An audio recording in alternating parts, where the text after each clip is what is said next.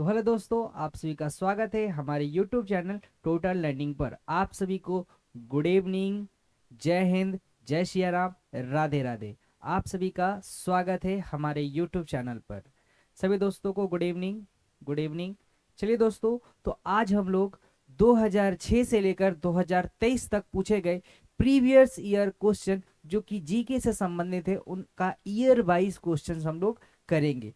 तो चलिए आज हम लोग अपने क्वेश्चंस को तैयार करते हैं और उस क्वेश्चंस पर डिस्कस करते हैं जो कि पिछले सालों में पूछे जा चुके हैं, प्रीवियस ईयर्स क्वेश्चन। चलिए तो थोड़ी देर में हम लोग इसको स्टार्ट करते हैं। सभी लोग तैयार हो जाए, अब हम लोग फटाफट अपने क्वेश्चंस की ओर बढ़ने वाले हैं और सभी लोग इसका जवाब देंगे। और सभी लोग अपने दोस्तों को फटाफट इसको शेयर कर दें कि प्रीवियस ईयर क्वेश्चंस हमारे चैनल पर कराए जा रहे हैं 2006 से लेकर के 2023 तक के। चलिए तो हम लोग बढ़ते हैं थोड़ी देर में अपने पहले प्रश्न की ओर।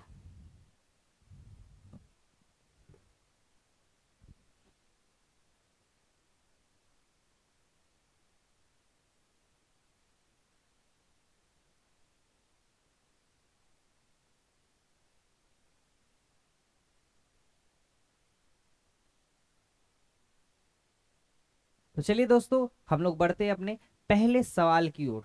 हमारा पहला सवाल क्या है? चलिए दोस्तों, तो बढ़ते हैं हम लोग अपने पहले सवाल की ओर। पहले सवाल को ध्यान से लोग देखें। पहला सवाल क्या लिखा हुआ है कि पंचायती राज्य प्रणाली,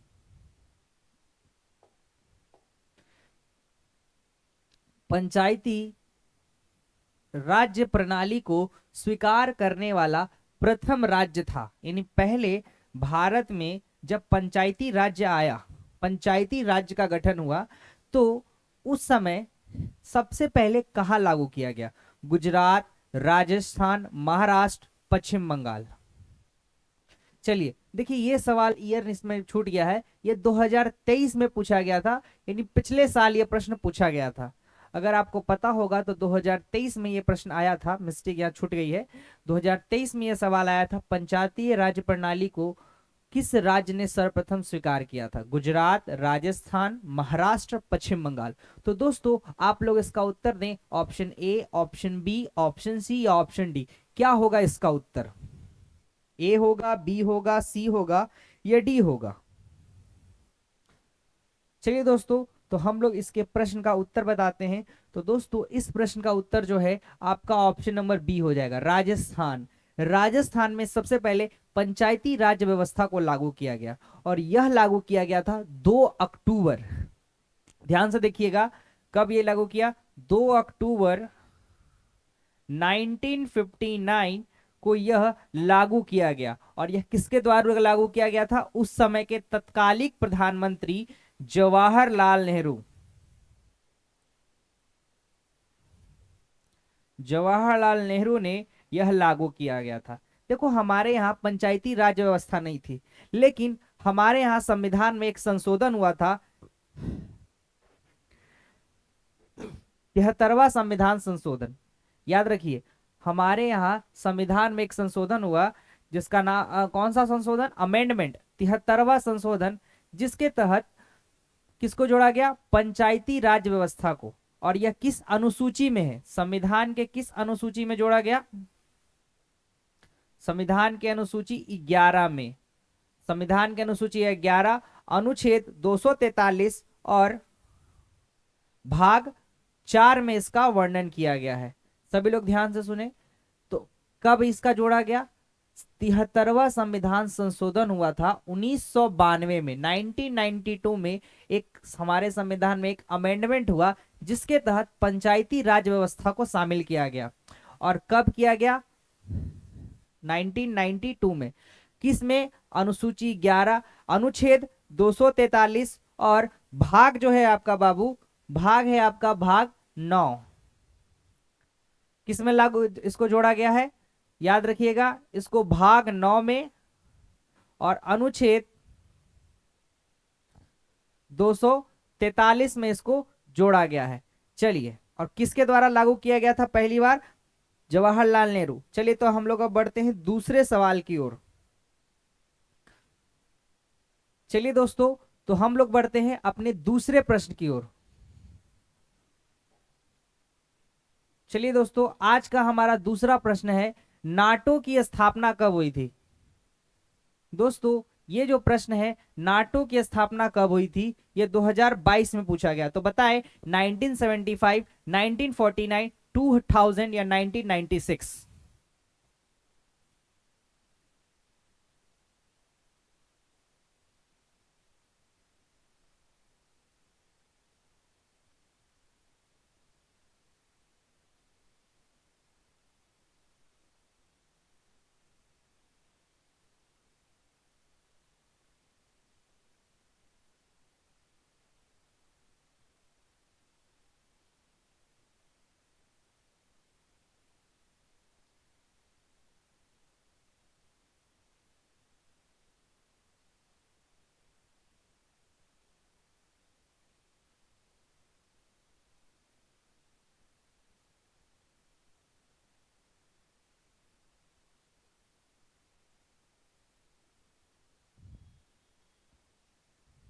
चलिए दोस्तों, तो आप लोग बताएं नाटो की स्थापना कब हुई थी। तो दोस्तों नाटो की स्थापना हुई थी आपकी option number A, option number B, option number C या ऑप्शन नंबर डी।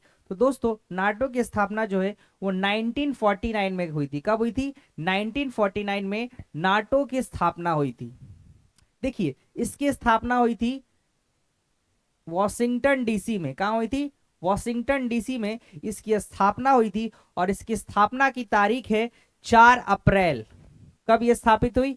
4 अप्रैल 1949 को नाटो की स्थापना हुई थी। पिछले ईयर ये पिछले साल में ये सवाल 2022 में पूछा गया था।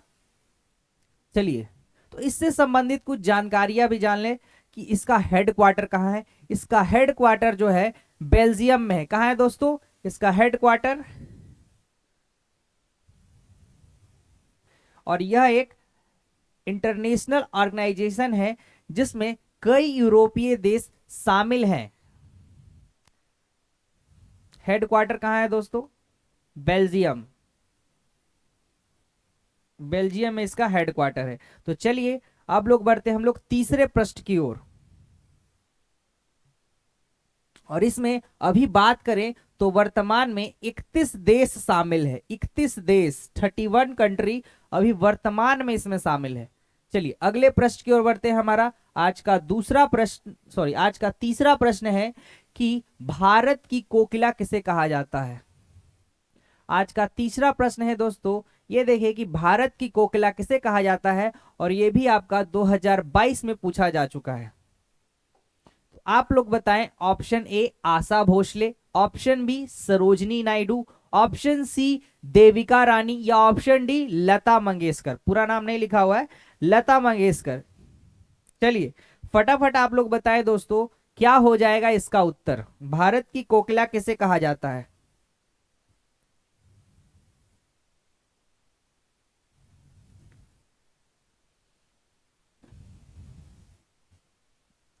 चलिए दोस्तों option A, option B, option C या ऑप्शन डी क्या हो जाएगा बताएं दोस्तों। तो इस प्रश्न का उत्तर हो जाएगा आपका ऑप्शन नंबर बी। क्या हो जाएगा दोस्तों? प्रीवियस ईयर 2022 का ये प्रश्न है। देखिए कौन सा उत्तर होगा? Option B Sarojini Naidu. देखो सरोजनी नायडू से जुड़ी कुछ और जानकारियां ले ले। देखो सरोजनी नायडू जो है ये भारतीय राष्ट्रीय कांग्रेस, आपको पता होगा भारतीय राष्ट्रीय कांग्रेस कौन है? National Indian Congress, Congress party. भारतीय राष्ट्रीय कांग्रेस जो है इनकी ये पहली महिला अध्यक्ष है। क्या है? प्रथम महिला प्रेसिडेंट बनी थी। और ये कौन थी? सरोजनी नायडू। और साथ ही साथ ये एक ऐसी महिला है जो किसी राज्य की, ऐसी पहली महिला है जो किसी राज्य की गवर्नर बनी है। किसी राज्य की गवर्नर बनने वाली पहली महिला कौन है? सरोजनी नायडू। और इन्हें हम लोग क्या नाम जानते हैं? भारत की कोकिला या भारत कोकिला। चलिए तो हम लोग बढ़ते हैं आज के चौथे प्रश्न की ओर। और ये प्रश्न 2022 में दोस्तों आ चुका है। चलिए आपका आज का चौथा प्रश्न है। आज का चौथा प्रश्न है जलियांवाला बाग हत्याकांड किस शहर में हुआ था।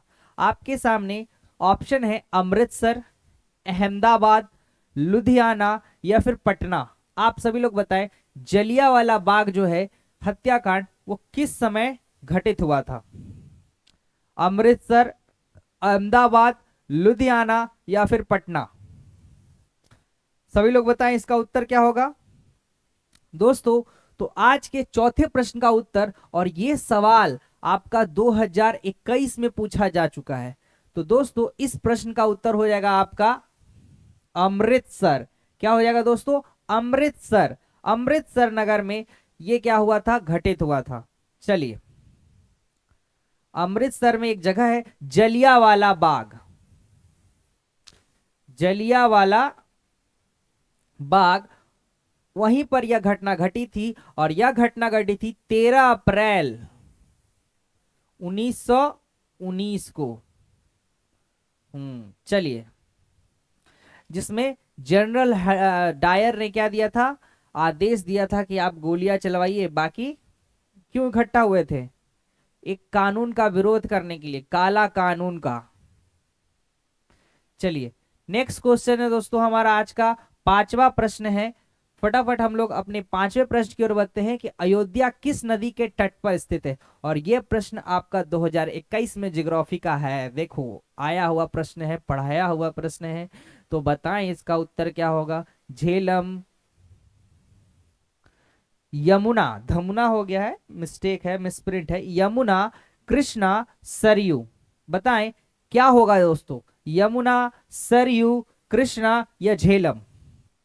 अयोध्या किस नदी के तट पर है? और यह आपका 2021 में प्रश्न जो है पूछा जा चुका है। तो दोस्तों फटाफट इस चैनल को सब्सक्राइब करें और इस वीडियो को लाइक करें और अपने दोस्तों को फटाफट शेयर करें कि जल्दी से जल्दी वो हमारे साथ जुड़ सके, क्योंकि पूरे 2006 से लेकर 2023 तक के प्रीवियस ईयर क्वेश्चंस जीके के हमारे चैनल पर कराए जा रहे हैं। तो फटाफट आप सभी लोग अपने दोस्तों को शेयर कर दें और चलिए हम लोग अपने पांचवें प्रश्न को सॉल्व करते हैं। तो दोस्तों, यमुना नदी, झेलम नदी, सरयू नदी या कृष्णा नदी? तो दोस्तों सरल सा उत्तर है, इस प्रश्न का उत्तर हो जाएगा आपका option number C, Ayodhya Saryu नदी के किनारे स्थित है। चलिए, आज का छठा प्रश्न है दोस्तों, आज का छठा प्रश्न है, प्रथम अंतरराष्ट्रीय T20 मैच कब खेला गया था? पहला अंतरराष्ट्रीय T20 मैच कब खेला गया था? और यह सवाल 2020 में पूछा गया है। 2020 में ऐसा प्रश्न आया कि पहला अंतरराष्ट्रीय T20 मैच कब खेला गया। अभी तो T20 का जमाना है भाई, तो पहला कब खेला गया था आप बताएं। ऑप्शन है आपका 2010, 2005, 2000 या 1993। आप बताएं आज का उत्तर, सॉरी प्रश्न नंबर 6 का उत्तर क्या हो जाएगा? 2010, 2005, 2000 या फिर 1993? बताएं छठा का क्या हो जाएगा? तो दोस्तों यह प्रश्न जो है इसका उत्तर ऑप्शन ए, ऑप्शन बी या ऑप्शन सी होगा क्या? नहीं, ऑप्शन बी होगा। 2005 में पहला अंतरराष्ट्रीय T20 मैच खेला गया और वह खेला गया ऑस्ट्रेलिया वर्सेस न्यूजीलैंड। मान के चलिए प्रश्न आपका घुमा के पूछ दिया कि पहला अंतरराष्ट्रीय T20 मैच भारत ने कब खेला। मान के चलो पूछ दिया भारत ने अपना पहला T20 अंतरराष्ट्रीय मैच कब खेला था, तो वो 2006 में खेला था। याद रखिएगा, भारत ने अपना पहला अंतरराष्ट्रीय T20 मैच 2006 में खेला और यहां प्रश्न है 2005, सॉरी उत्तर है। चलिए, और यह मैच आपका 17 फरवरी को हुआ था। अगला प्रश्न है आपका प्रश्न नंबर 7वां। सातवां प्रश्न है दोस्तों, 1948 में 1948 में कौन भारत का वायसराय बना? ये प्रश्न जो है आपका प्रीवियस ईयर 2020 में पूछा गया है। ध्यान से इस प्रश्न को पढ़े। 2020, अगर आपको याद होगा 2020 में यह प्रश्न आया है। अगर आप लोगों ने देखा हो, सी राजगोपालाचारी, लॉर्ड माउंटबेटन, जवाहरलाल नेहरू या लॉर्ड वेवेल? आप बताएं 1948 में भारत के वायसराय कौन बने थे? सवाल को थोड़ा घुमा दिया है, अगर आप पढ़े होंगे तो आपको यह सवाल आ जाएगा। ए बी सी या डी? दिमाग पर प्रेशर डालो, ऑप्शन ए होगा, ऑप्शन बी होगा, ऑप्शन सी होगा या ऑप्शन डी होगा?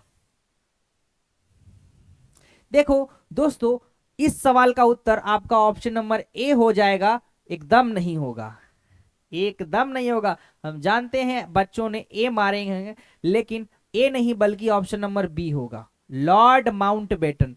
सवाल सुनिएगा, सवाल ये बोला 1948 में कौन था? सीधा सीधा बोल रहे हो, अगर सरल भाषा में बोले तो आजादी के बाद कौन बना? Lord Mountbatten. तो लॉर्ड माउंटबेटन बने थे 1947 से 1948 तक भारत के वायसराय। लेकिन जब इनका कार्यकाल खत्म हुआ तो 1948 में सी राजगोपालाचारी को नियुक्त किया गया 1948 से 1950 तक। और ये सी राजगोपालाचारी भारतीय पहले, आजादी के बाद भारत के वायसराय बनने वाले पहले एवं अंतिम व्यक्ति थे। पहले भारतीय एवं अंतिम भारतीय जो आजादी के बाद क्या बने? वायसराय। लेकिन 1948 में कौन? Lord Mountbatten. चलिए अगले प्रश्न की ओर बढ़ते हैं दोस्तों। अगला प्रश्न है हमारा आज का 8वां प्रश्न। सभी लोग एकदम झक्कास उत्तर दे रहे हैं। चलिए दोस्तों, तो हम लोग बढ़ते हैं अपने 8वें प्रश्न की ओर। दोस्तों 8वां प्रश्न है, इसको पढ़े ध्यान से। स्वतंत्र भारत का प्रथम संघीय बजट कब पेश किया गया था? संघीय बजट, संघ का मतलब होता है केंद्र सरकार, जो सेंट्रल में हमारी सरकार है वहां बजट पेश होता है, हर साल बजट पेश होता है। तो आप बताएं सबसे पहली बार कब बजट पेश किया गया था? यह सवाल आपका 2020 में पूछा गया है। देखो 2020 में यह प्रश्न पूछा गया कि सरकार ने अपना पहला बजट कब पेश किया? 1949, 1948, 1947 या 1950? आप बताएं पहला बजट, दिमाग लगाएं, पहला बजट कब आया होगा?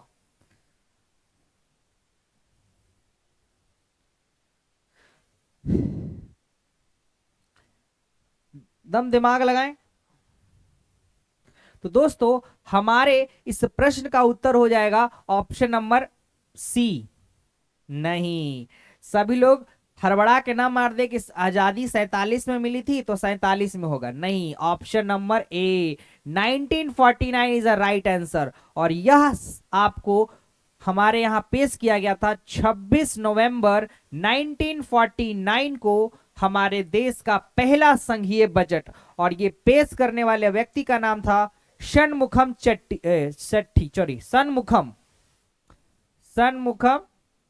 चट्टी। इन्हों के द्वारा ही पहला संघीय बजट पेश किया गया था। चलिए नेक्स्ट क्वेश्चन की ओर बढ़ते हैं। इनका पूरा नाम है आर.के. सन्मुखम चट्टी। चलिए अगला प्रश्न है हमारा आज का 9वां नंबर प्रश्न। आज का 9वां प्रश्न ये 2000 और ये आपका 2019 में पूछा गया प्रश्न है। ध्यान से इस प्रश्न को देखें, एकदम प्रीवियस ईयर के क्वेश्चंस आ रहे हैं। आप लोग एकदम मन लगा के पढ़ें, प्रीवियस ईयर क्वेश्चन देखें, आपको लगेगा कि हाँ हमने पढ़ा है कहीं ना कहीं। कांग्रेस ने कब नहीं होगा बाबू, कब होगा? कांग्रेस ने कब पूर्ण स्वराज की घोषणा की? पूर्ण स्वराज मतलब स्वराज का मतलब अपना राज्य, अपने राज्य की घोषणा कब की गई कि हमें चाहिए भाई? 2019 में यह प्रश्न आया है। तो आपका 4 ऑप्शन है 1920, 1960, 1929 या 1947। फटाफट बताएं कांग्रेस ने कब पूर्ण स्वराज की घोषणा की?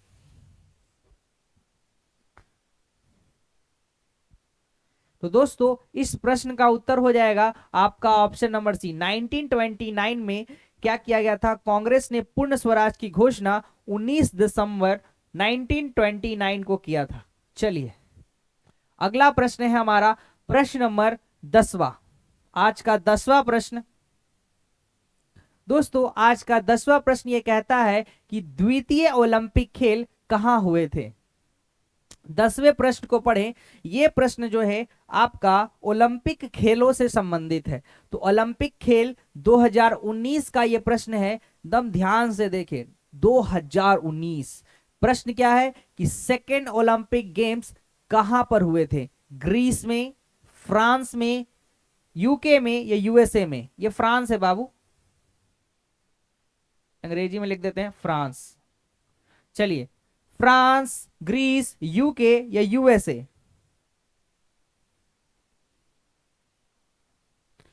फटाफट आप सभी लोग बताएं दोस्तों, द्वितीय ओलंपिक कहां हुए थे?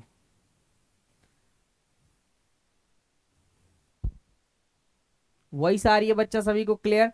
तो दोस्तों आपके द्वितीय ओलंपिक खेल जो है वो है आपका ऑप्शन क्या, ए बी सी या डी? तो दोस्तों आपका ऑप्शन नंबर क्या हो जाएगा, बी, फ्रांस में। सेकेंड ओलंपिक गेम्स अगर कहीं खेला गया था तो वो फ्रांस में खेला गया था। याद करें सभी लोग, कहां खेला गया? पेरिस में। पेरिस कहां है भाई? फ्रांस में ही तो है। पेरिस में यह गेम खेला गया, द्वितीय ओलंपिक गेम, सेकेंड। चलिए, अब इससे जुड़ी थोड़ी सी जानकारी ले लेते हैं। और ये हुआ कब? 1900 में इसका आयोजन किया गया था, 1900 में। और इसमें कुल 24 देशों ने हिस्सा लिया था, 24 कंट्रीज ने लिया था। ये तो है आपका दूसरा। कोई मुझे ये बताए कि पहला कहां हुआ था? ये तो बाबू दूसरा है। आप लोग बता सकते हैं कि पहला ओलंपिक गेम कहां खेला गया था? सभी बच्चे इस प्रश्न का उत्तर दें कि पहला ओलंपिक गेम कहां खेला गया। तो दोस्तों पहला ओलंपिक गेम आपका एथेंस में खेला गया। और एथेंस जो कि यूनान में है, वहीं पर इसका आयोजन हुआ था। और यह आयोजन 1896 में हुआ था। याद रखें, पहला आयोजन 1896 में। और इस समय देश हिस्सा लेने पहुंचे थे 14 देशों ने इसमें हिस्सा लिया। और यह एथेंस यूनान में खेला गया। लेकिन आपसे एक और प्रश्न है आज का कि 2024 यानी आने वाला साल 2024 में ओलंपिक्स कहां होने वाले हैं? आपसे अगला सवाल है कि 2024 में ओलंपिक्स कहां होने वाले हैं? अब आप बताएं। इससे हमने 3 प्रश्न सीखे। पहला प्रश्न ये देखा कि कहां हुआ, दूसरा पहला कहां हुआ, कब हुआ, कितने देशों ने हिस्सा लिया। अब यूएसए बोल रहे हैं, तीसरा यानी तीसरा नहीं, 2024 आने वाला साल वहां ओलंपिक्स होने वाला है। अब वो बताएं वो कहां होगा? तो दोस्तों वो भी आपका पेरिस में इसका आयोजन होगा। कहां होगा? पेरिस में। चलिए, अगला सवाल है दोस्तों हमारा सवाल नंबर 11। सभी लोगों को कोई दिक्कत तो नहीं होगी? चलिए 11वें नंबर प्रश्न की ओर बढ़ते हैं दोस्तों। 11वें नंबर प्रश्न है, यूनेस्को का मुख्यालय कहां पर है? दोस्तों यह प्रश्न है, ये भी आपके एग्जाम में पूछा जा चुका है। 2018 में पूछता है यूनेस्को का हेडक्वार्टर कहां है? भारत में, फ्रांस में, इंग्लैंड में या यूएसए में? आप सभी लोग बताएं यूनेस्को का मुख्यालय कहां है? फ्रांस, भारत, इंग्लैंड या यूएसए? तो दोस्तों इस सवाल का उत्तर हो जाएगा आपका ऑप्शन नंबर बी, फ्रांस में इसका मुख्यालय है। और यह एक अंतरराष्ट्रीय संस्था है। चलिए, और इसकी स्थापना आप लोग में से कोई बता दे इसकी स्थापना कब हुई थी? तो दोस्तों इसकी स्थापना 1945 में हुई थी, जो 16 नवंबर 1945 में यूनेस्को की स्थापना हुई। और उसका भी हेडक्वार्टर फ्रांस में स्थित है। और यह समाज कल्याण को देखती है।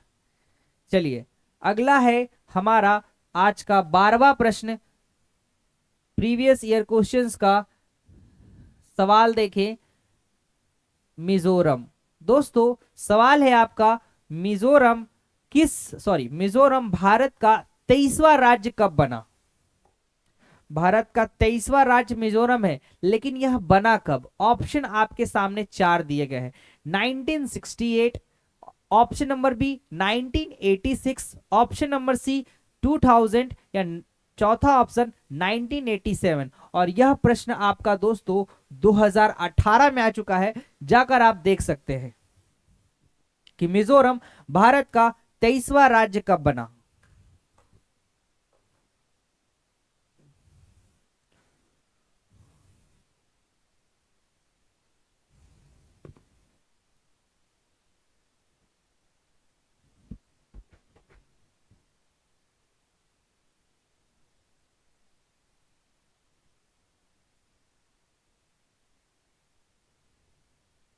चलिए बात दोस्तों, तो इस प्रश्न का उत्तर आप सभी लोग दें, ए बी सी या डी। तो दोस्तों इस प्रश्न का उत्तर आपका हो जाएगा option number C, sorry option number B, लेकिन यह गलत है, ऑप्शन नंबर डी होगा 1987। थोड़ा सा कंफ्यूज कर देते हैं, घबराना नहीं, हमारा काम ही वही।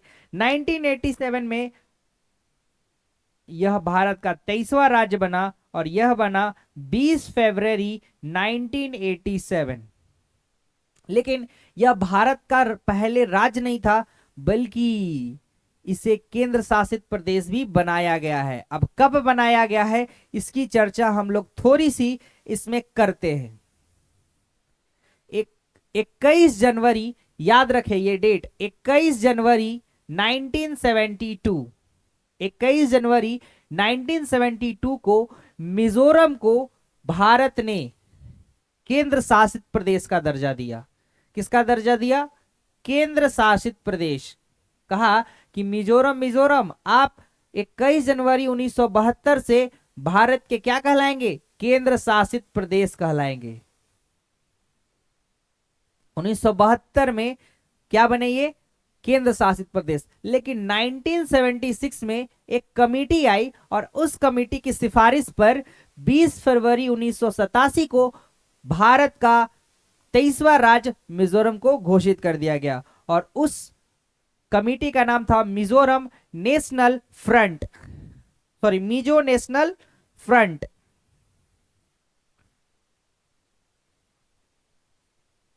एक संधि हुई थी जिसका नाम था मिजो नेशनल फ्रंट संधि। इसी के तहत 1987 में क्या किया गया? मिजोरम को भारत का 23वां राज्य घोषित कर दिया गया। चलिए आप लोग बढ़ते हैं हम लोग 13वें प्रश्न की ओर। आज का 13वां सवाल है, देखो बाबू आज का 13वां नंबर प्रश्न है, भारत रत्न से किनको सर्वप्रथम सम्मानित किया गया था? और यह सवाल है आपका 2018 में। 2018 के प्रीवियस ईयर क्वेश्चंस में यह प्रश्न पूछा गया है जीके का कि भारत रत्न से किनको सबसे पहले सम्मानित किया गया था। ऑप्शन है आपके सामने, भावे, नेहरू, राधा कृष्णन या फिर इंदिरा गांधी। इन सभी को नोबेल पुरस्कार, सॉरी भारत रत्न मिल चुका है। तो बताएं option A, option B, option C या फिर ऑप्शन डी।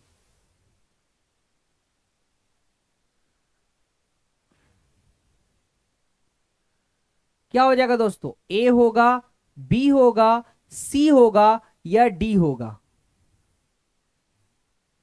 आप बताएं, ए, बी, सी या डी।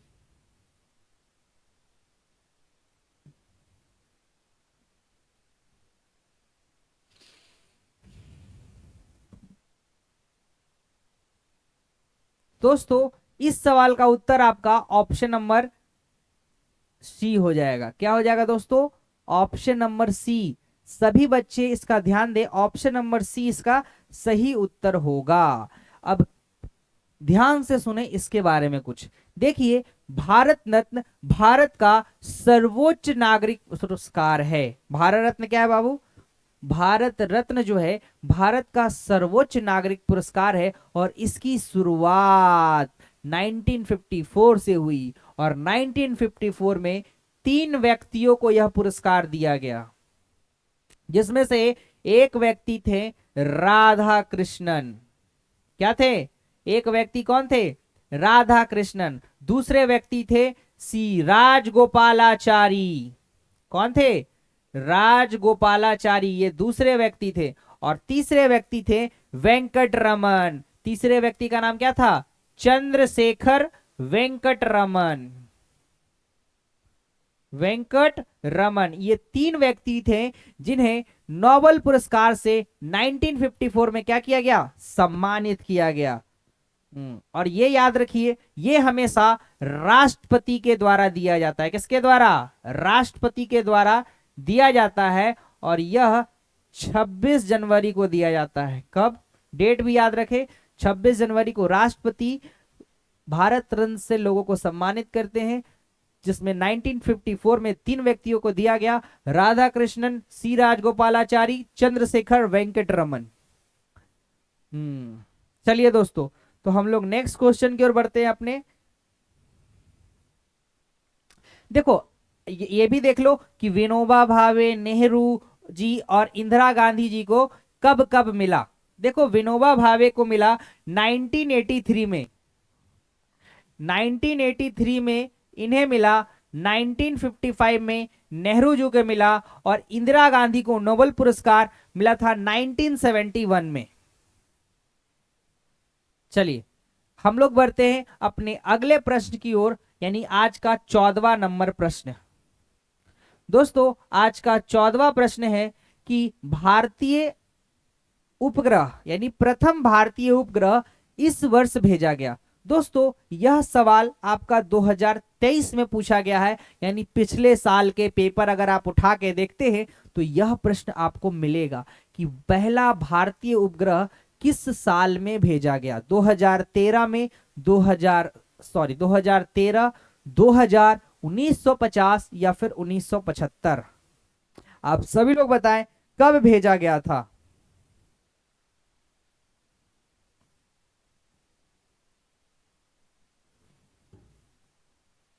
दोस्तों ऑप्शन ए होगा, ऑप्शन बी होगा, ऑप्शन सी होगा या ऑप्शन डी होगा। आप लोग फटाफट ए बी सी डी सभी लोग इसका उत्तर दे। क्या हो जाएगा दोस्तों,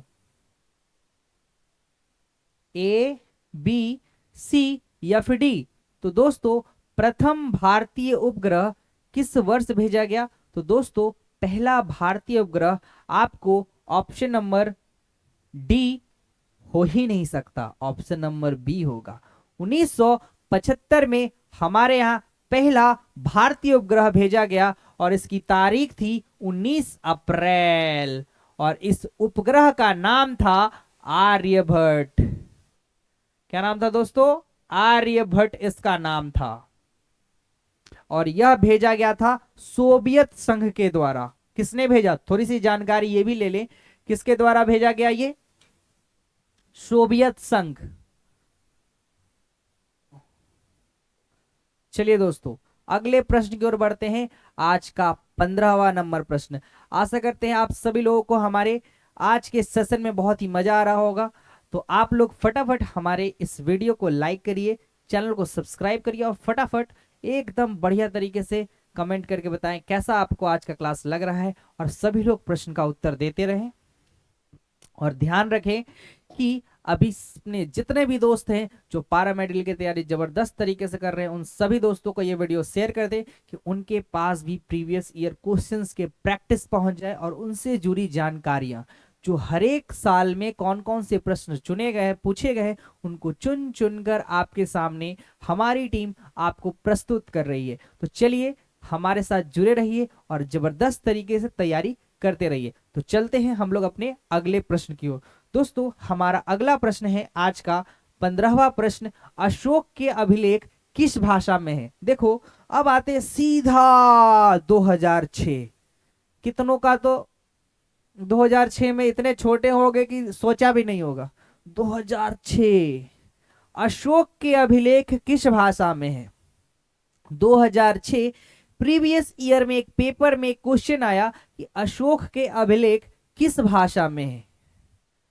हम लोग अभी भी पढ़ते हैं, तो बताएं अशोक जो इंस्क्रिप्शन थे वो किस लैंग्वेज में थे, पाली में थे, संस्कृत में थे, हिंदी में थे या फिर प्राकृत भाषा में थे। Option A, option B, option C या ऑप्शन डी। आप लोग बताएं दोस्तों, सॉरी औरंगजेब बोल रहे, अशोक के अभिलेख किस भाषा में है। बताएं, ए होगा, बी होगा, सी होगा या फिर डी होगा।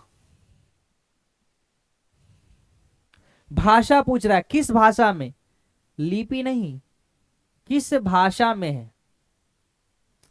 तो दोस्तों इस प्रश्न का उत्तर हो जाएगा आपका ऑप्शन नंबर, बताएं? अरे आप लोग बताएं, हम तो बताएंगे। ABCD क्या? तो दोस्तों इस प्रश्न का उत्तर आपका ऑप्शन नंबर ए हो जाएगा, और ये एकदम आप लोगों का गलत है। ऑप्शन नंबर बी हो जाएगा, और ये भी एकदम आप लोगों का गलत है। यानी इस प्रश्न का उत्तर आपका हिंदी नहीं बल्कि प्राकृत भाषा होगी। प्रश्न पढ़े, कंफ्यूज ना होए, भाषा किस भाषा में? तो प्राकृत भाषा में। इसके 3 भाषा में लिखा गया, प्राकृत में लिखा गया, यूनानी में और अरमाइकी में। जिसमें प्राकृतिक भाषा को 2 लिपि में लिखा जाता है। एक लिपि है खरोष्टी और एक है ब्राह्मी। ये इसकी लिपियां हैं। ये आप लोग कंफ्यूज ना होए, ये लिपि है। ये जो है आप लोग ध्यान से देखें, ये खरोष्टी जो है बाबू और ये ब्राह्मी, ये दोनों की दोनों लिपि है। क्या है? लिपि। और ये प्राकृत जो है ये एक भाषा है। तो प्रश्न भाषा पूछ रहा था, इसीलिए हम लोगों ने क्या मारा? प्राकृत मारा। कंफ्यूजन नहीं होना चाहिए, एकदम ध्यान से रखिए कि अशोक के अभिलेख ऑप्शन नंबर डी प्राकृत भाषा में थे। तो इससे जुड़े ही कुछ और सवालों को हम लोग देख लेते हैं कि सबसे पहले अशोक के अभिलेखों को किसने खोजा था? आप लोग बताएं, सबसे पहले अशोक के अभिलेख को किसने खोजा? तो दोस्तों याद रखें, अशोक के अभिलेख सबसे पहले एक व्यक्ति ने खोजा था जिनका नाम था फादरेटरी फैनथेलर। याद आया? फैनथेलर फादरेटरी। 1750 में इसको खोजा गया था। और खोजा तो किसने? पादरेटरी फैनथेलर ने। लेकिन अब आप लोग बताएं सबसे पहले इसे पढ़ा किसने? तो याद करें सबसे पहले किसने पढ़ा? तो दोस्तों सबसे पहले पढ़ने वाले व्यक्ति का नाम था जेम्स प्रिंसेप। अशोक के अभिलेखों को सबसे पहले किसने पढ़ा?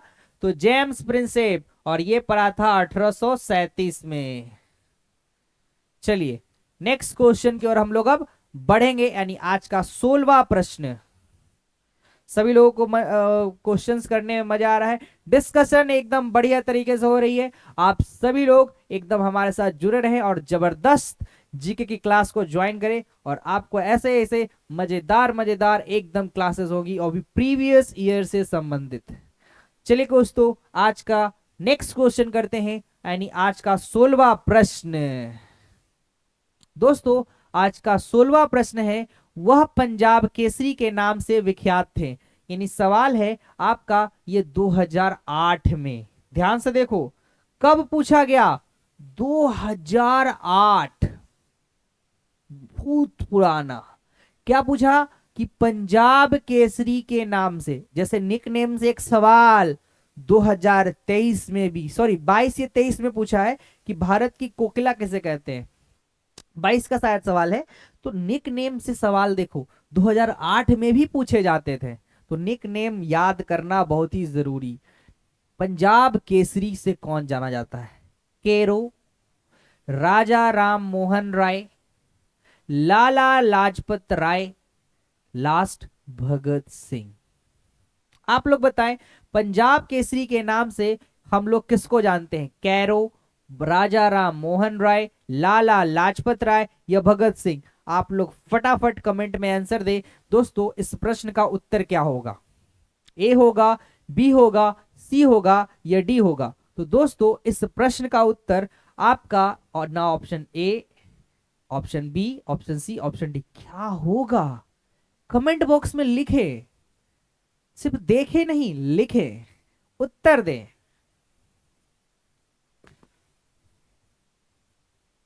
दोस्तों बात करते हैं तो ऑप्शन नंबर बी इसका उत्तर हो सकता ही नहीं है, क्योंकि इसका उत्तर ऑप्शन नंबर सी है। लाला लाजपत राय को हम लोग पंजाब केसरी के नाम से जानते हैं, और जिन्होंने भगत सिंह बताया है वो गलत है। याद रखिए लाला लाजपत राय को हम लोग क्या कहते हैं? पंजाब केसरी। अब क्यों कहते हैं इस पर भी थोड़ा सा प्रकाश डाल लिया जाए। देखो फिलहाल में 1920 से 1922 गांधी जी के द्वारा एक बहुत ही बड़ा आंदोलन चलाया गया, असहयोग आंदोलन। याद रखे, याद है आपको असहयोग आंदोलन। 1921 की बात करते हैं, 1921। देखो ध्यान से समझना, लाला लाजपत राय पंजाब से असहयोग आंदोलन का नेतृत्व कर रहे थे। कहां से? पंजाब से असहयोग आंदोलन का नेतृत्व कर रहे थे, जिसके बाद 1921 में इन्हें गिरफ्तार कर लिया गया। क्या कर लिया गया? गिरफ्तार, यानी क्या कर ले, इन्हें बंदी बना लिया, इन्हें गिरफ्तार करके कहां भेज दिया गया? जेल। अब जेल, लेकिन फिर भी इन्हें रुका नहीं, इन्होंने एक संघ की स्थापना की जिसका नाम था लोक सेवा संघ। इनने एक संघ की स्थापना की जिसका नाम था लोक सेवा संघ, और इससे पूरे पंजाब में इतना सपोर्ट आने लगा और सभी लोग इसके प्रति क्या हो गए? जागरूक हो गए, जिसके कारण, और यह चलाया था किसने? लाला लाजपत राय ने। इसीलिए इन्हें क्या कहा गया? पंजाब केसरी। दिमाग में घुसा, और यह पूरी तरह पंजाब में जंगल की तरह फैल गया और लोग सपोर्ट ही सपोर्ट कर रहे थे। इसीलिए इन्हें कहा गया कि ये पंजाब केसरी के नाम से जाने जाएंगे। कौन? लाला लाजपत राय। अगले प्रश्न की ओर बढ़ते हैं दोस्तों, आज का 17वां प्रश्न। दोस्तों आज का 17वां प्रश्न है, 2008 में यह प्रश्न आपका पूछा गया है। देखो ध्यान से, 2008 का पेपर, प्रश्न क्या था? अजंता की गुफाएं कहां पर स्थित है? सॉरी, यहां पर स्थित है। बोलो कहां पर स्थित है वो भी चलेगा। कहां पर अजंता की गुफाएं हैं? दिल्ली होगा, दिल्ली कर लो इसको, दिल्ली नहीं, दिल्ली, यूपी, बिहार, महाराष्ट्र। दिल्ली, यूपी, बिहार, महाराष्ट्र। आप लोग बताएं, दिल्ली, यूपी, बिहार या महाराष्ट्र, कहां पर यह स्थित है अजंता की गुफाएं? आपके पास फटाफट उत्तर से इस प्रश्न का दोस्तों क्या हो जाएगा? ए होगा, बी होगा, सी होगा या डी होगा?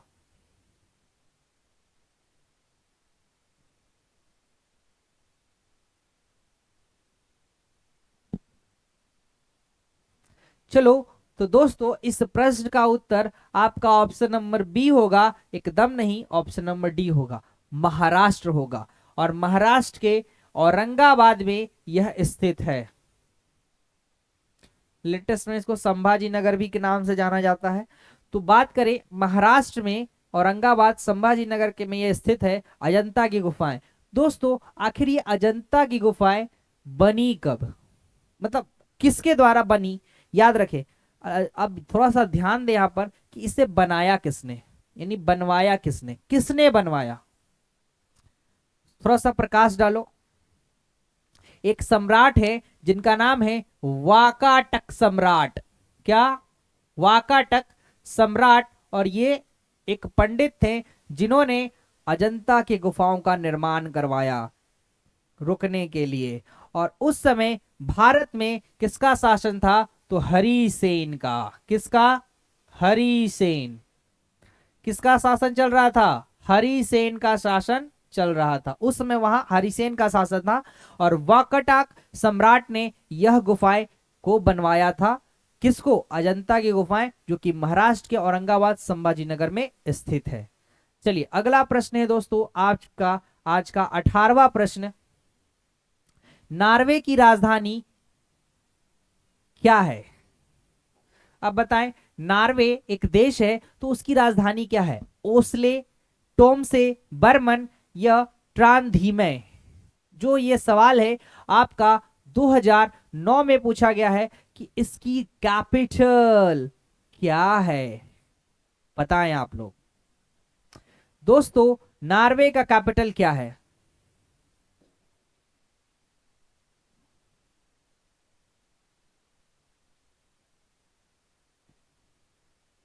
तो दोस्तों इस सवाल का उत्तर आपका option number C, D B एकदम नहीं होगा, ना ए बी होगा, ना सी होगा, ना डी होगा, ओस्ले होगा। क्या होगा दोस्तों?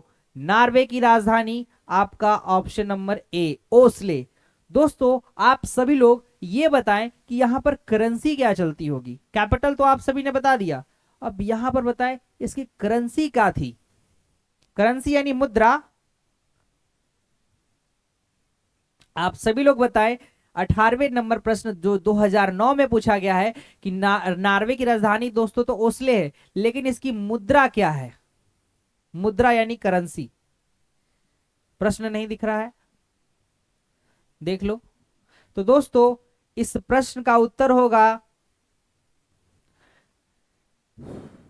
क्रोन। क्रोन एक मुद्रा है जिसका पूरा नाम नॉर्वेजियन क्रोन, जो इस देश की क्या है? करेंसी है। चलिए, और यह प्रश्न आपका 2009 में पूछा हुआ प्रश्न है दोस्तों। तो हम लोग बढ़ते हैं अपने अगले प्रश्न की ओर, यानी कि आज का 19वां नंबर प्रश्न। चलिए दोस्तों 19वें नंबर प्रश्न की ओर बढ़ते हैं कि सर्वप्रथम भारत रत्न किस राष्ट्रपति को दिया गया है। दोस्तों यह प्रश्न 2011 में पूछा गया है, तो बताएं आप लोग इसका उत्तर क्या होगा।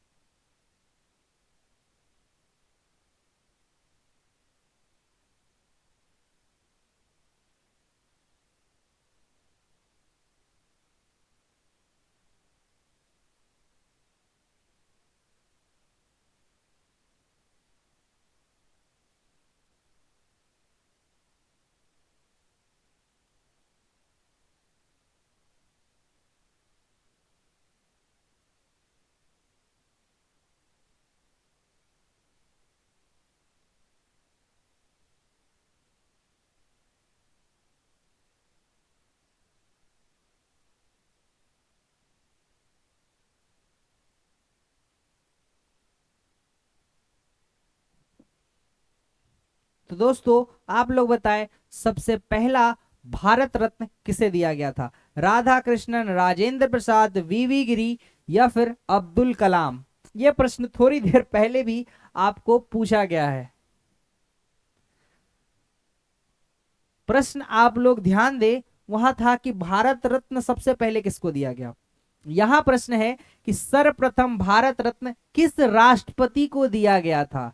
यानी यह प्रश्न आपका 2011 में पूछा गया है। और प्रश्न क्या है दोस्त? तो प्रश्न ये कहता है कि 2011 में यह प्रश्न क्या कह रहा है कि सबसे पहले ऐसे कौन से राष्ट्रपति हैं जिनको भारत रत्न से सम्मानित किया गया है। तो आपके सामने चार ऑप्शन है: राधा कृष्णन, राजेंद्र प्रसाद, वीवी गिरी जी या फिर अब्दुल कलाम।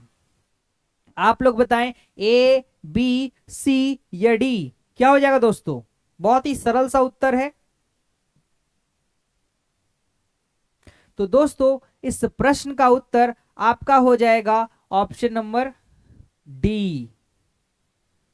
एकदम नहीं होगा, एकदम गलत। पहले राष्ट्रपति जिन्हें भारत रत्न से सम्मानित किया, वो तो बहुत बाद में जाकर राष्ट्रपति बने, राधा कृष्णन।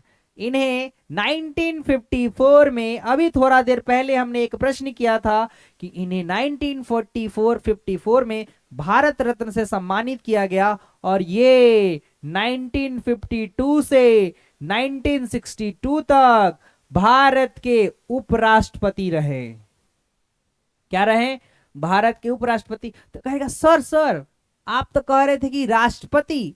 अरे थोड़ी देर देखो तो सही, फिर ये 1962 में भारत के राष्ट्रपति बने। तो बताओ ये राष्ट्रपति हुए कि नहीं हुए जिन्हें भारत रत्न से सम्मानित किया गया?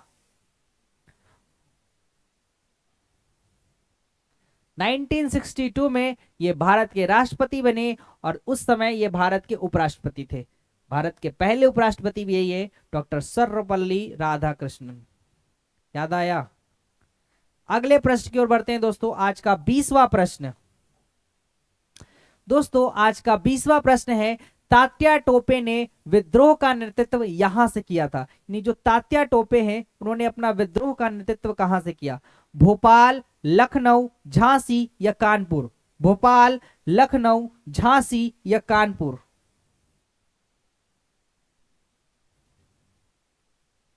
तो दोस्तों इस प्रश्न का उत्तर ए होगा, बी होगा, सी होगा या डी होगा? तो दोस्तों याद रखिएगा, इस प्रश्न का उत्तर आपका ऑप्शन नंबर बी एकदम नहीं, सी एकदम नहीं, ऑप्शन नंबर डी होगा। क्या होगा दोस्तों? कानपुर से तात्या टोपे ने इसका नेतृत्व किया था। और यह सवाल आपका 2011 में पूछा गया। देख लो 2011 में आया था। आपको याद होना चाहिए 1857 की क्रांति, और यह क्रांति बहुत ही व्यापक हुई थी। इसे हम लोग सैनिक विद्रोह भी कहते हैं, या फिर भारत का पहला स्वतंत्रता संग्राम, जिसका नेतृत्व तात्या टोपे ने कानपुर से किया था और झांसी की रानी यानी महारानी लक्ष्मीबाई ने झांसी से किया था। चलिए दोस्तों, तो अब हम लोग बढ़ते हैं आज के 21वें नंबर प्रश्न की ओर। आज का अगला प्रश्न है हमारा 21वां नंबर। चलिए,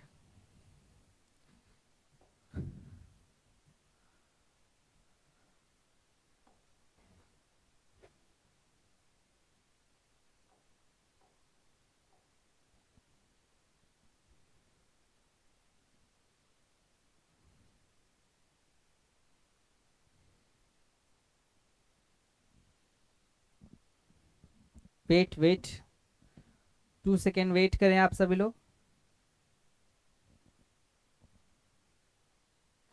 चलिए दोस्तों, तात्या टोपे ने विद्रोह का नेतृत्व 2011 में किया। चलिए अगला प्रश्न है हमारा 21वां प्रश्न।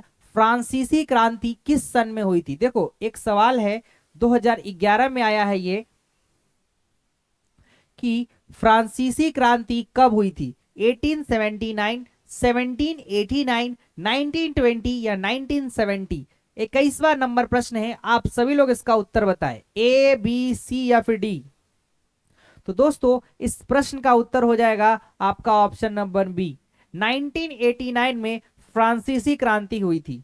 चलिए दोस्तों, हम लोग अपने अगले प्रश्न की ओर बढ़ते हैं। आज का 22वां प्रश्न।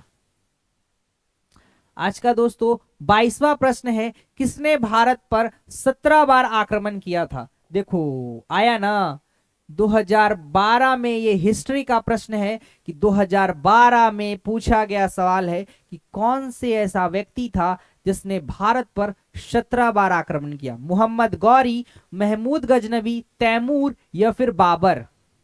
महमूद गजनबी, मोहम्मद गौरी, तैमूर या फिर बाबर? तो दोस्तों इस सवाल का उत्तर हो जाएगा आपका ऑप्शन नंबर ए, जो कि गलत है, option number B, Mahmud Ghaznavi. Mahmud Ghaznavi ऐसा व्यक्ति था जिसने भारत पर 17 बार आक्रमण किया। पहला आक्रमण इसका पेशावर पर 1001 में था और आखिरी आक्रमण इसका 1027 में जाटों पर था। और मुख्य आक्रमण एक था 1025 में, और भी कई थे लेकिन 1025 बहुत ही फेमस है। सोमनाथ टेम्पल पर इसने अटैक किया था, याद रखें। और 1030 में इसकी मृत्यु हो जाती है, अगर आपको याद होगा तो।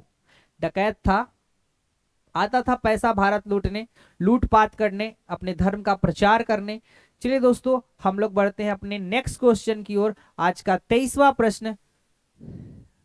देखो 23वां प्रश्न ये कहता है कि इस्तानबुल का पुराना नाम क्या था? एक देश है जिसका नाम है इस्तानबुल।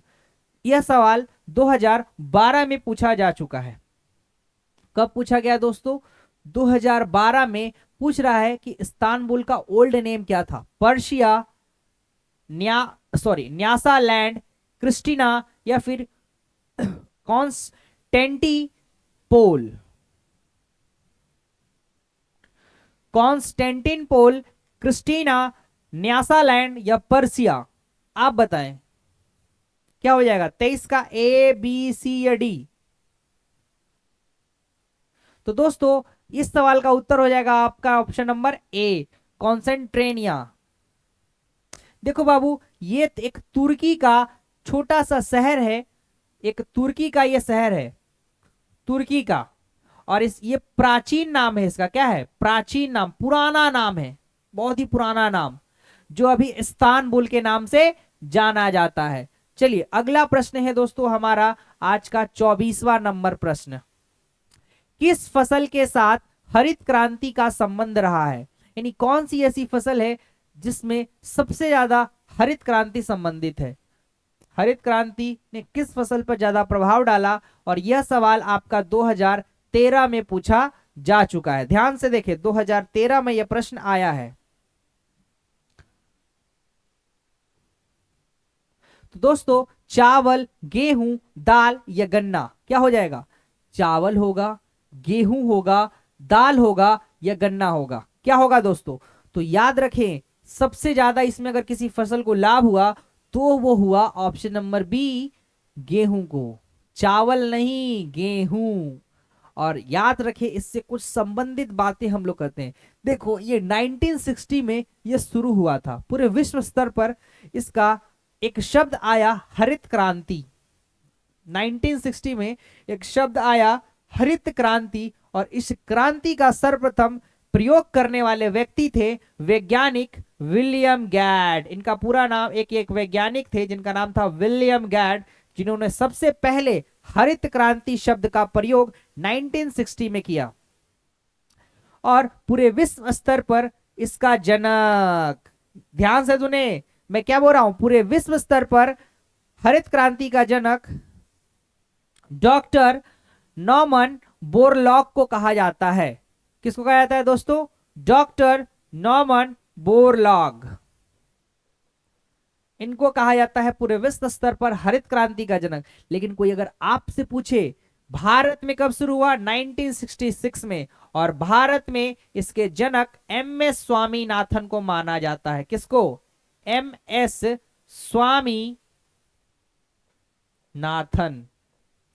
कौन, MS स्वामीनाथन। चलिए दोस्तों तो हम लोग बढ़ते हैं आज के 5वें प्रश्न की ओर, सॉरी 5वें नहीं, आज का 25वां प्रश्न। तो दोस्तों आज का 25वां प्रश्न की ओर हम लोग बढ़ते हैं। चलिए तो आज के 25वां प्रश्न है हमारा, किस नदी के ऊपर शिव समुद्रम नदी घाटी परियोजना बनाई गई है। दोस्तों यह सवाल आपका 2014 में पूछा गया है, यानी कौन सी ऐसी नदी है जिस पर शिव समुद्रम नदी घाटी परियोजना का निर्माण हुआ है। कृष्णा नदी, कावेरी नदी, तुंगभद्रा नदी, या फिर इनमें से कोई ऐसी है ही नदी नहीं जिस पर यह परियोजना बन चुकी है। तो दोस्तों option A, option B, option C या ऑप्शन डी, आप लोग बताएं क्या हो जाएगा। तो दोस्तों ए, बी, सी या डी, फटाफट कमेंट में इसका कमेंट बॉक्स में आप लोग उत्तर दें। तो दोस्तों इस प्रश्न का उत्तर आपका ऑप्शन नंबर ए हो जाएगा, एकदम गलत, ये तो हो ही नहीं सकता। ऑप्शन नंबर बी, कावेरी नदी पर यह बना हुआ है शिव समुद्र जल प्रपात, और यह आपका कर्नाटक में स्थित है। चलिए दोस्तों शिव समुद्रम नदी घाटी परियोजना कहां स्थित है, कर्नाटक के कावेरी नदी पर।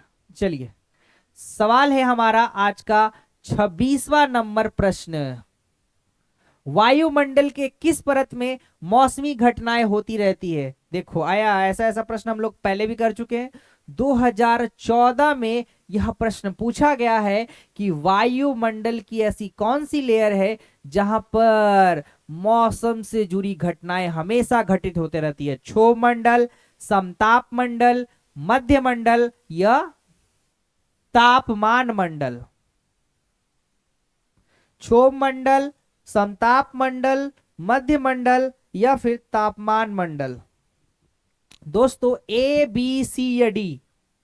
तो दोस्तों 26वें नंबर प्रश्न का उत्तर आपका ऑप्शन नंबर ए हो जाएगा, क्षोभ मंडल। क्षोभ मंडल में यह मौसमी घटनाएं होती है। चलिए दोस्तों अगला प्रश्न है हमारा आज का 27वां प्रश्न।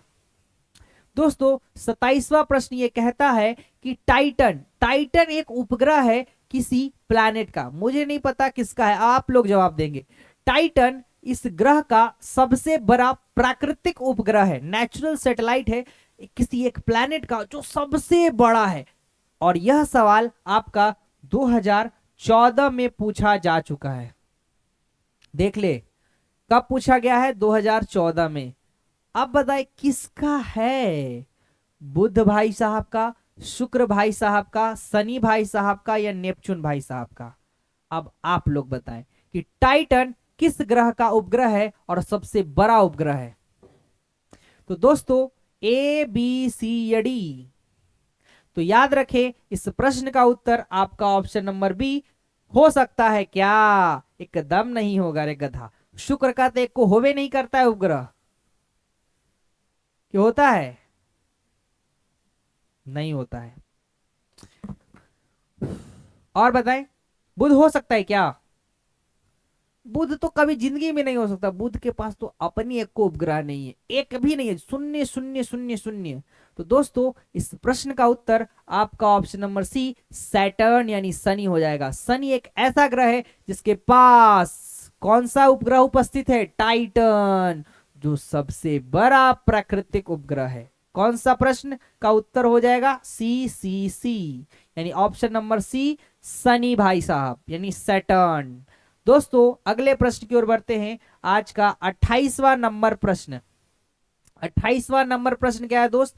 कि बांग्लादेश की स्थापना किस वर्ष हुई थी? 1950, 1971, 1975 या फिर 1980? ध्यान से सुनिएगा, इस प्रश्न का ऐसे भी बोलते हैं कि बांग्लादेश का जन्म कब हुआ था? 50, 75, 71 या 80? बहुत ही सरल सा प्रश्न है, और यह प्रश्न देखो 2015 में पूछा गया है। 15 में यह प्रश्न आ चुका है कि बांग्लादेश की स्थापना किस वर्ष हुई थी? तो दोस्तों बांग्लादेश की स्थापना जो है आपका 1971 में हुआ था। कब हुआ था दोस्तों? 1971 में, और उस दिन तारीख थी 26 मई। ढाका जिसकी राजधानी है। चलिए बात करते हैं दोस्तों आज के 29वें नंबर प्रश्न, यानी आज का सेकंड लास्ट क्वेश्चन क्या है? तो दोस्तों आज का सेकंड लास्ट क्वेश्चन है, सर्वप्रथम ओलंपिक खेल कहां खेला गया? अभी मैंने थोड़ी देर पहले आपको उत्तर, नहीं वो दूसरा है प्रश्न। सबसे पहले, बहुत ही प्राचीन समय में चले जाएं तो सबसे पहले ओलंपिक खेल कहां पर? वो सब आधुनिक ओलंपिक था, और ये है एकदम प्राचीन समय का। एकदम प्राचीन समय में कहां पर ओलंपिक खेल खेला गया था? तो आप लोग बताएं। मैंने थोड़ी देर पहले भी बताया था आधुनिक ओलंपिक में कि कहां खेला गया था पहला। याद करो पहला कहां खेला गया था। तो सबसे पहले ओलंपिक खेल कहां खेला गया? 2015 में यह प्रश्न आ चुका है, और इसका उत्तर आपको पहले भी मैंने दिया है थोड़ी देर पहले। फ्रांस, लंदन, ग्रीस या रोम? फ्रांस, लंदन, ग्रीस या रोम? फ्रांस, लंदन, ग्रीस या रोम? तो दोस्तों इस प्रश्न का उत्तर आपका ऑप्शन नंबर सी हो जाएगा, ग्रीस। 1896 में क्या खेला गया था? पहला ओलंपिक। पहला ओलंपिक कब खेला गया दोस्तों? 1896 में। कहा? ग्रीस में खेला गया था।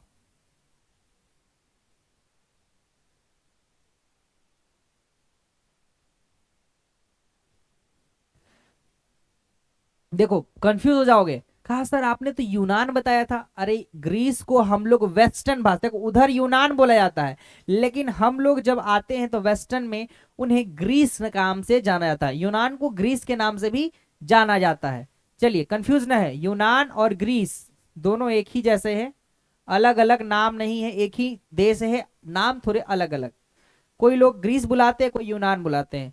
चलिए अगला सवाल है, आज का आखिरी प्रश्न हमारा 30वां प्रश्न। स्वतंत्र भारत के पहले केंद्रीय शिक्षा मंत्री कौन है? यानी हमारा जब भारत आजाद हुआ उस समय भारत के पहले केंद्रीय शिक्षा मंत्री कौन बने? मावलंकर, नागेंद्र सिंह, अब्दुल कलाम आजाद, अब्दुल नहीं, अबुल कलाम आजाद, राधा कृष्णन। जो कि यह प्रश्न आपका 2016 में पूछा गया, ज्यादा पीछे नहीं है। 2016 ज्यादा पीछे नहीं है। तो बताएं स्वतंत्र भारत के सबसे पहले केंद्रीय शिक्षा मंत्री कौन थे? तो दोस्तों ए होगा, बी होगा, सी होगा या डी होगा? तो दोस्तों इस प्रश्न का उत्तर आपका ऑप्शन नंबर सी होगा, अब्दुल कलाम आजाद। क्या होगा दोस्तों? Option number C. तो चलिए दोस्तों आप सभी को आज का सेशन हमें लगता है बहुत ही अच्छा लगा होगा। तो चलिए दोस्तों, आपका आज प्रीवियस ईयर के 30 क्वेश्चंस को आज हमने कंप्लीट किया है, जो हर कोई ना कोई ईयर से पूछा गया है। तो आप सभी को धन्यवाद, शुक्रिया हमारे साथ जुड़ने के लिए। और साथ ही साथ आप लोग सुनते जाएं कि हमारे इस वीडियो को लाइक करिएगा, चैनल को सब्सक्राइब करिएगा और कमेंट करके आप सभी लोग बताएं आपको आज की क्लास कैसी लगी। और आप लोग हमें, चलिए तो आप सभी लोग अपने अच्छे अच्छे एग्जाम की तैयारी करें बहुत ही अच्छे तरीके से। आप सभी को जय हिंद, जय भारत। मिलते हैं आप सभी से अगले क्लास में, और हमारे साथ जुड़े रहें और 2024 की तैयारी जबरदस्त तरीके से करें। तो आप सभी को धन्यवाद, शुक्रिया, जय हिंद, जय भारत, जय श्री राम, राधे राधे। मिलते हैं आपसे फिर अगले दिन।